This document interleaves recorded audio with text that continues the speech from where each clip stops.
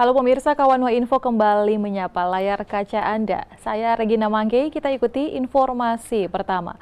Pemirsa, hujan dan angin kencang disertai gelombang tinggi melanda perairan Sulawesi Utara sejak awal Januari. Hal tersebut tentu menjadi peringatan bagi para nelayan untuk tidak melaut. Namun tidak dengan nelayan kapal besar, mereka nekat memilih untuk tetap melaut demi kelangsungan hidup.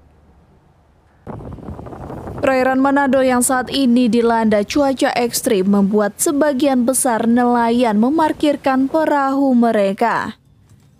Tapi tidak dengan nelayan kapal besar. Demi mencari nafkah untuk keluarga, Peter Tamalonggehe, kapten kapal Galilea 01 beserta 18 anak buah kapalnya memilih turun melaut untuk mendapatkan penghasilan.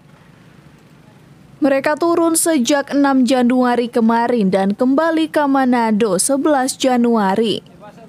Peter mengakui saat berada di laut dengan gelombang tinggi, mereka berpasrah kepada Sang Pencipta dan berharap dapat pulang dengan selamat.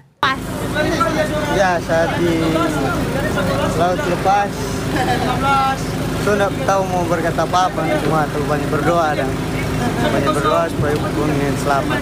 Mereka terpaksa untuk turun ke laut karena sudah terasa lama berada di darat. Kurang lebih 5 hari berada di laut lepas, Peter dan kru kapal tetap waspada dan terus berkomunikasi dengan teman di darat lewat radio satelit. Tim Liputan Kawanwa TV.